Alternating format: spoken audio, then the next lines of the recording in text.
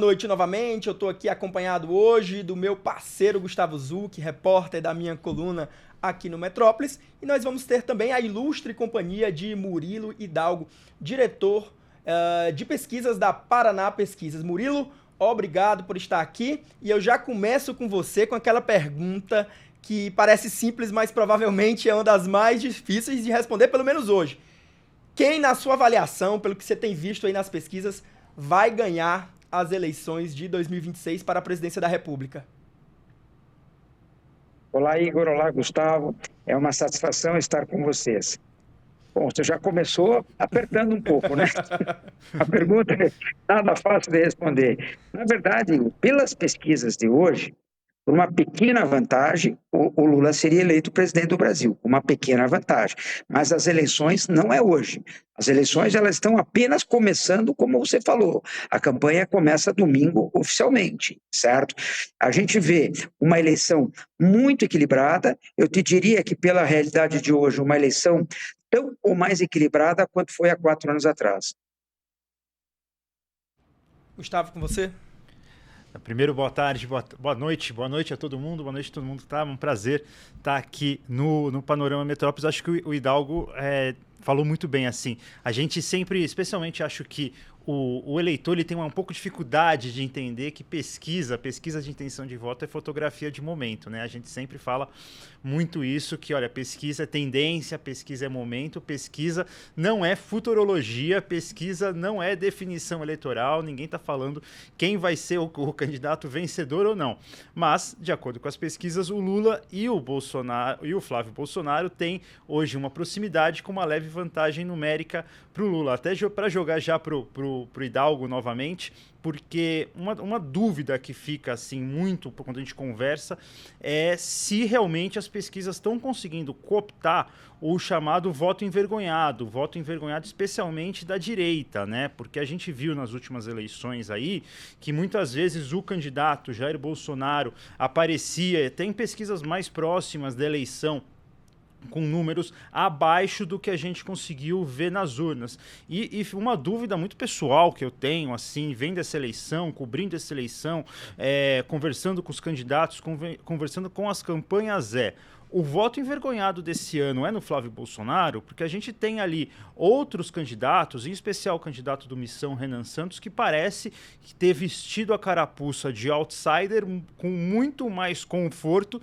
do que Flávio Bolsonaro. Flávio Bolsonaro que fez uma candidatura ali que queria muito, que tentou muito ter o centrão por perto, que tem feito uma campanha muitas vezes buscando o que a gente fala, uma moderação um pouco maior, né? Claro, a gente não pode esquecer, ele é um candidato de direita, ele é um candidato que representa o bolsonarismo, mas ele aparenta buscar uma moderação, fala das vacinas, fala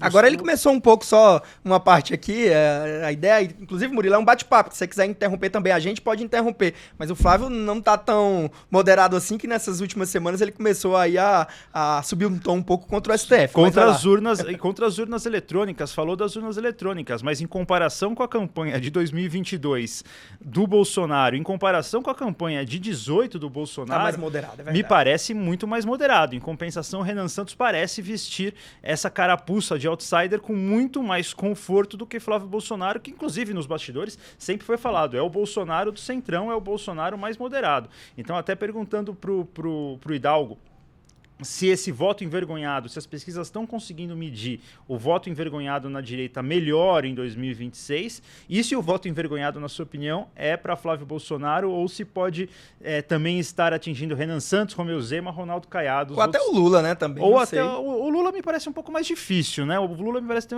um eleitor consolidado, mas pode ser também.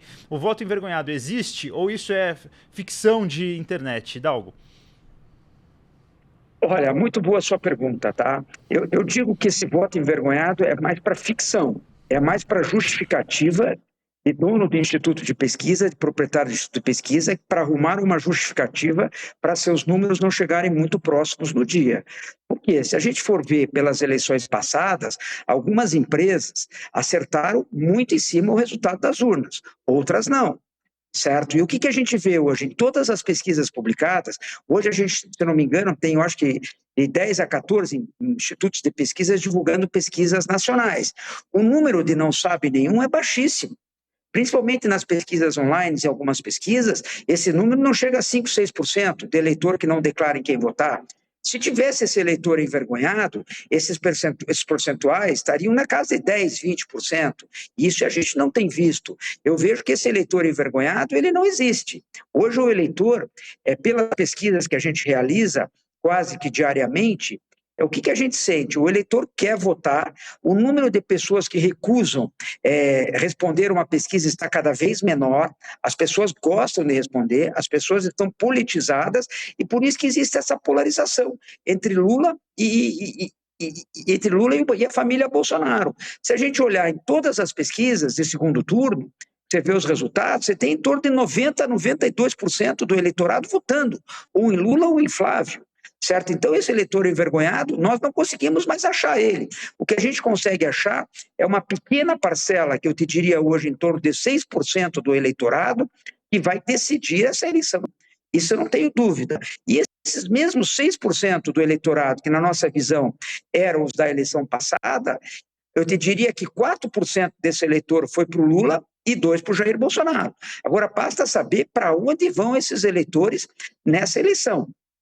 Como o Igor falou, a eleição está começando, pela realidade, pela fotografia de hoje. Não tenho medo de afirmar aqui que é uma eleição de 2 turnos, pela fotografia de hoje, o que deixa a eleição que realmente vai valer, que é o segundo turno, ainda muito mais distante do que a gente possa imaginar.